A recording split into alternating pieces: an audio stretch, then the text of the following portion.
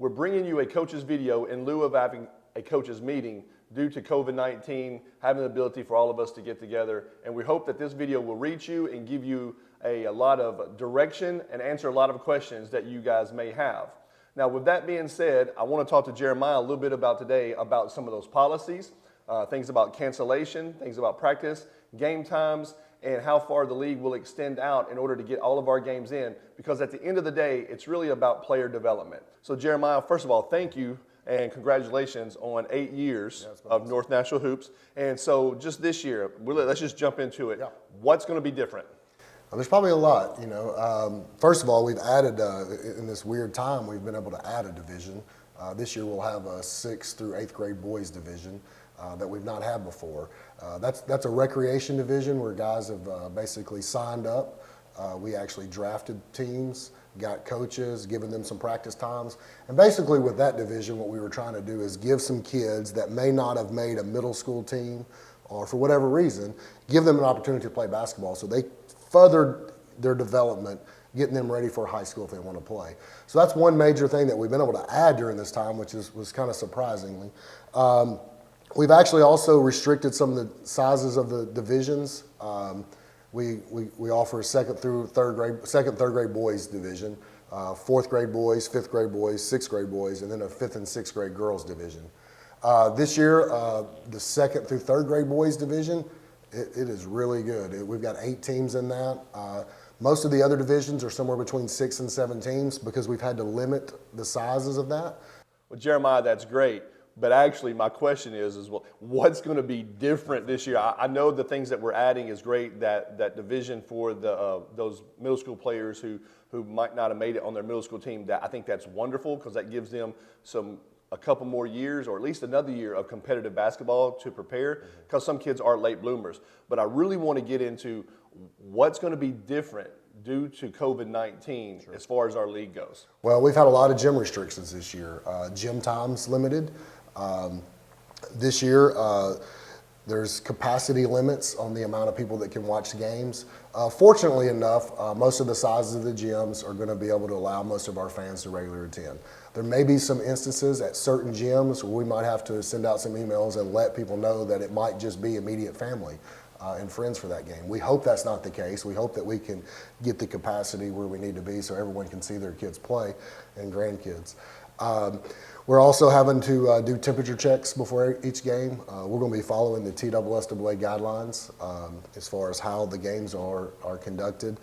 So we'll have temperature checks before the games. Fans will be asked to wear masks before the game and during the game. We're not going to be out monitoring that extensively once the game happens or starts. We want each fan to take that seriously and do what they can to help us be able to finish a season, because that's our main goal. Yeah, so the TSSAA guidelines pretty much map out everything that we do from a broad general perspective. But let's talk about 2 very specific areas, which that's other facilities, for whether it might be churches or schools for practices and or games, because I know that we're having some games at churches. And then also schedule requests, because in the past, you've done a phenomenal job with coaches having schedule requests due to players and things like that. So those are a couple of things that's going to change as well. So first, let's talk about facilities. Yeah. We are limited in facilities this year. This year, we've had a lot of partner gyms in the past that have really helped make North Nashville Hoops what it is. This year, we've narrowed that down to a few gyms because just quite frankly, some people don't feel comfortable with us and other people out using their gyms. So this year, we'll be using T.W. Hunter Middle School. We'll also use Beach High School, Cornerstone Church, and Goodlettsville First Baptist Church. Those are the main 4 gyms that we're going to be in. There may be some times where we expand if we have to cancel or reschedule games to some other potential gyms, but those are the main 4 we're going to be using right now. But let's talk a little bit about schedule requests. Yeah. Well, in years past, we've been able to honor most everyone's schedule request, but with limited access to gyms this year, limited times to get the games in, it's just not fair to everyone if we only honor 1 or 2 people's requests or 3 or 4, not able to honor all. So this year, we were not taking schedule requests. Typically in years past, we've done a 3-week schedule in December. We reevaluate it, compare teams, compare strength of teams, and allow those teams to play the best competition they can the rest of the way. This year, it's just not going to happen that way. We've limited the number of teams. I feel like the league is stronger by limiting it. Sometimes the teams, the bigger the division gets, the more watered down it gets, and the more the gap is from the really good team to possibly the worst team. So this year, by limiting the number of teams, I feel like the competition is going to be a little bit more equal. This year, we've made the schedule out for the entire season. One reason for us doing that is because of COVID. We wanted to go ahead and lay out the season schedule. The divisions lined up where everybody could play each other once, and possibly in some divisions maybe play a second time. But it will be easily to find out how the teams rank going into the tournament. But if we do have to cancel weeks, we're able to just take that entire week and move it back to the end of the schedule. And that's how we're going to do it this year. So the league starts when? December 5th. Okay, and the league ends, or the tournament starts? The tournament's going to start in some divisions February the 6th. In some divisions, it possibly could start February the 13th. That is best case scenario. That's obviously with no weather delays or any COVID restrictions or possible COVID cancellations. We've staggered the divisions in an order to be able to complete them in a timely manner. So talking about weather, because it seems that it always happens, and also to talk about something that's going to be thrown into your lap from a scheduling standpoint, COVID, because we can't really control what's going to happen or what's going to be mandated from the top down. Explain to us how far out, or explain to the coaches how far out the league will go, and also explain refunds and and things like that. So we will, like you said, follow local mandates from the counties. We will be following TWSAA, what they do. So if you see TWSAA start shutting down, that's probably what we'll end up doing as well. Also, will be affected whether the counties, and mostly Sumner County, where that's most of our games, how the school board, if they decide to not let us use their gyms, that would affect it. But with all that said, we will extend the season all the way out to March 1st. We will do everything we can to continue to play the games all the way up until then. As far as refunds, all players and coaches, when they registered, had to sign a waiver about refunds. And what that waiver said was that when teams register, they knew that there is no refund if the games are canceled. It also stated that North Nashville Hoops would do everything in its power to get all the games in by March 1st. Is March 1st the deadline for the season or for the tournament and everything to be wrapped up? Because what I don't want to happen is I don't want any coaches to come say, all right, well, we have up to March the 1st to get the season done, but in March, can we be doing the tournament? So explain to me and everyone else what March 1st is. March 1st is our deadline to finish the season and tournament. We will be completely done March 1st. If we run into delays toward the end, we would allow the last week or two for the tournament. I think it's very important to finish with the tournament. We would cut some of the season off in order to do that.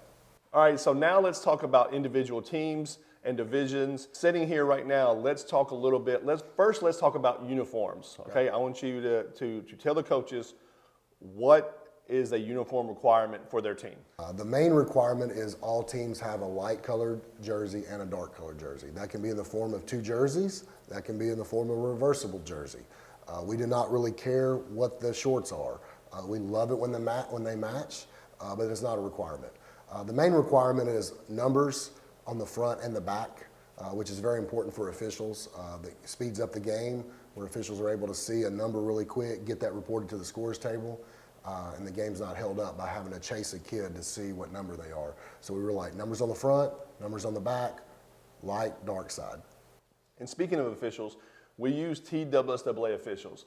A lot of these officials, when they officiate games for us on Saturday mornings, they just got finished either officiating a high school varsity game that Friday night or maybe a junior varsity Friday afternoon. So we want to let you guys know that all of our officials come from our TWSAA high school, middle school officials, and the person that does the scheduling for us, the company, they actually are the ones who schedule the high school games in this area. So we're using the same amount of officials. As far as coaches, we want coaches to coach their players, not coach the officials. Officials are not really appreciative when you're calling walks and or travel, double dribbling, over the back, all these common terms that we hear from coaches when that time really should be spent talking to the players about what their jobs are instead of talking to the officials. So we really like to stay off the officials. One thing you need to know with what Jamie touched on is these officials are TMSAA and TSSAA officials. So a lot of the same officials you'll see are the same officials you're going to see whenever your kid is in middle school or high school. So whenever we do get complaints about, that guy was terrible today, a lot of times, from coaching, I could probably agree that maybe the night before he wasn't as good either. But that's just part of it. So we need to get used to what officials that we have. They're there to do a job. You're there to coach. And that's what we require. And this is one part of the coaches meeting that we never like to talk about, but we have to talk about it because it always happens. But what happens if you have a concern? There's a couple guidelines that Jeremiah would love for you to go by, and one that I think is one of the best one is the 24-hour rule, and I'm going to let you expound on that a little bit. But we're just trying to find a way to make Saturdays go smooth, and then the fact that we don't get berated all week, or not berated, but bombarded with concerns about this official or what happened and stuff like that. So, man, just talk about that. Yeah, so I pretty much have a 24-hour rule. A lot of times after these games or during the games, they're heated, they're competitive, because that's what we want. We want to have good competitive games. And with that becomes emotional. You get emotional. So sometimes after the games, that official may have cost you the game in one of his calls, and you want to express that.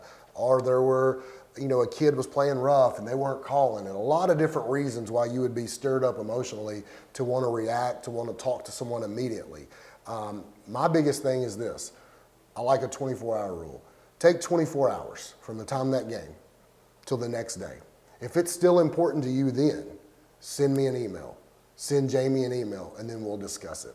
Lots of times, the things that seem important an hour after the game, 2 hours after the game, are not that important 24 hours at the game. When you've had time to set back, reflect, understand that what all went into those emotions. We don't want to approach any officials or any game administrators after a game.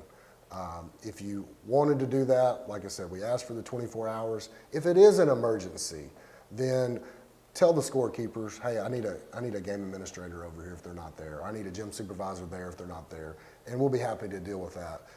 But let's just make it a rule that we don't approach officials, don't approach game administrators after the game. So let's talk about scorekeepers for a minute. One of the things that we love to do is we love to use high school students. We love for this to be their Saturday job. They come up, and one thing that we don't tolerate a lot, and we have definitely addressed it with some scorekeepers, kids love to be on their phones, and that's the last thing that needs to happen while they're at the score table, because they either need to be running the book or running the clock. We're glad that they want to come in and they want to work, and they get paid, that is correct, for their time to be there. But please understand that they are kids and they're going to make mistakes. Correct. It's a big thing. They're there. They're learning too. Obviously, they're there because they love the game of basketball.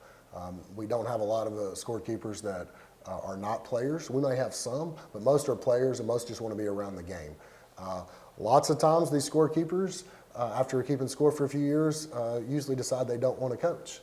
Because a lot of times they're hearing what parents sound like and what coaches sound like while they're keeping the score. So we ask that you be very respectful for them. They are representative of the league.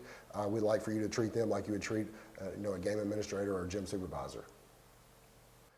So as we talk about scorekeepers, usually we've had to employ basically 2 officials and 2 scorekeepers every Saturday for the last 8 years. But now we have somebody else that we have to employ that has to be there, and that's the person that's going to be at the door doing temperature checks.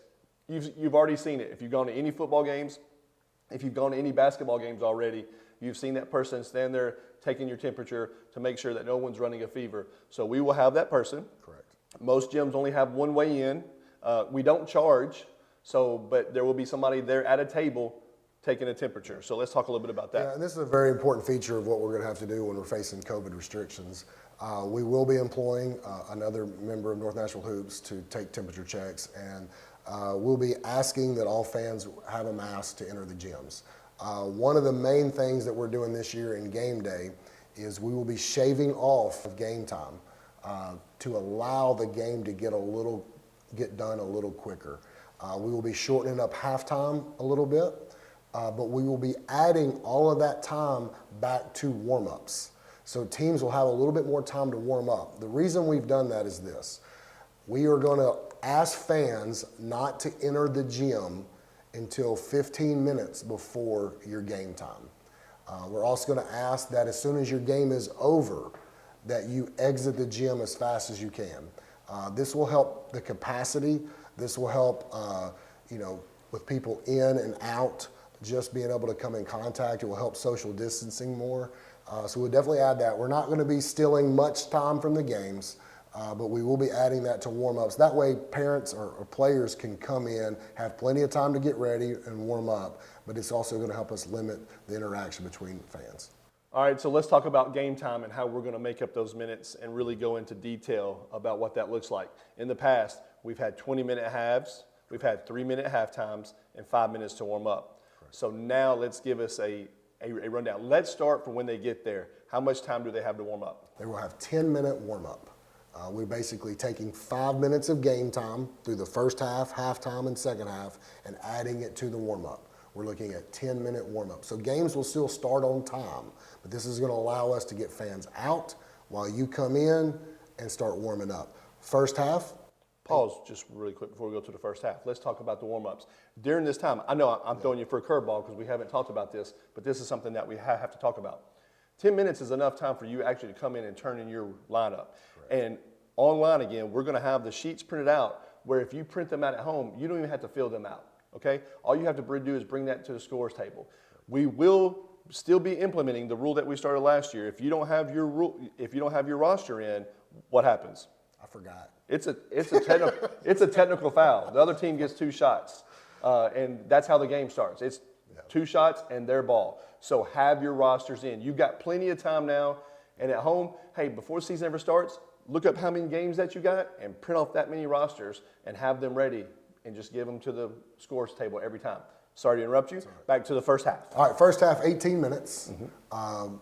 We will be stopping the clock in the last minute of that half. Halftime, we will be down to 2 minutes.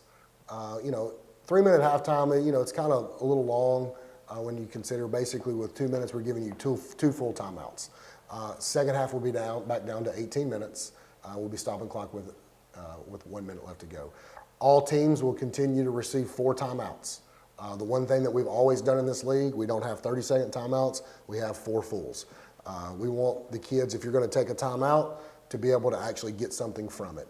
30 seconds are really just a time to stop, regroup. Nothing's really going to happen out of that, so we're still allowing the 4 full timeouts. All right, so as we're going through the time restraints and the time restrictions, let's talk about overtime, because we're going to have some overtime games. Sure. All right, overtime this year, first overtime, 1 minute. We'll play that out just like as an extension of the second half. Both teams will receive an extra timeout. And clock will stop. Clock will stop in that last minute. No team has won at the end of the first overtime. We will go to the second overtime. Second overtime, there will be no time added to the clock. It will be sudden death. So now let's talk about the rule differences between divisions. And we're going to start with our new division, the middle school rec division. So the majority of the rules are straight high school, middle school rules, and we're about to go over the exceptions with you. So let's give us the exceptions of the rules for the middle school rec division. So like you said, all divisions, think TSSAA, TMSAA, middle school rules, high school rules. Then we'll talk about the exceptions. 6th through 8th grade boys, rec division. Basically, the only exception in that division is the first half. Teams are not allowed to trap in the backcourt. They're allowed to guard in the backcourt. You can play a man-to-man full court defense. You can theoretically play a zone, but you're not allowed to trap a player. That trap happens, that will become a violation. On the third violation, it will be a technical foul shot. That's 6th through 8th grade boys. Okay. What about any other, so from there down, so let's just work backwards, we'll go 5th grade, all the way down. We really don't get into any restrictions until what grade? 4th grade boys. The only restriction there, the only rule change, those boys will still shoot from a free throw from 15 foot. They are allowed a small step over, a momentum step past the line on a free throw. It's the official's discretion to know if that player is gaining an advantage going for the rebound. So basically when they shoot, momentum takes them over the line. As long as they don't chase the rebound, there's not a violation called. If they decide to become actively part of the play, immediately that's when the over the line's going to be called. And so, coaches, you guys know that. First of all, most of you coach in other sports where there is a official discretion, okay? So there's going to be official discretion in this. And we've all seen those players who start off behind the line, and when they go to shoot, either their jump or their momentum takes them across the line. At that point, if you notice during practice that that's the way the kid shoots their free throws, you need to coach that kid to not go after the rebound. He can go after any rebound that comes to him or goes past him, but he cannot become part of the play by going forward into the play. That then will be a line violation. Please, at the end of the game, you're going to be compelled to call line violation if your team is down and a kid is shooting a free throw. Don't do that, because you're going to get the same call at some point during the game, during the year. You probably had already got that call earlier on in the first half, but it just seems like it's so monumental because it's in the last few seconds of the game. Yep. So just be aware of that rule. All right, the other main exception is in second and third grade boys. Two main exceptions there. When we're talking about free throws, they will shoot from 13.5 foot, which is 1.5 foot inside the line. Not all gyms will have a mark. It'll be the official's discretion of where that's at. Again, they are also allowed a momentum step over that, in theory, line, as long as they don't become part of the play. So the same rule applies to them in the second through third grade. The difference is they're shooting from 13.5 foot. The other main defensive exception in second and third grade boys is that they are not allowed to guard at all, man-to-man or full court zone defenses in the first half. After the first half, it's regular basketball in second, third grade boys. That's the main differences. As far as goal heights, the second and third grade boys is the only division in our league that shoots on a 9-foot goal. All other divisions, 10-foot goal with a 28.5 ball. All divisions use a 28.5 ball, including 6th grade boys, which try not to use a 28.5. We're looking for a great season. We're expecting you all to be competitive and for you guys to coach your teams and have some great players. And just remember, please be a leader for your parents and for your players. And if you have any concerns or any questions, just send us an email. Thank you very much.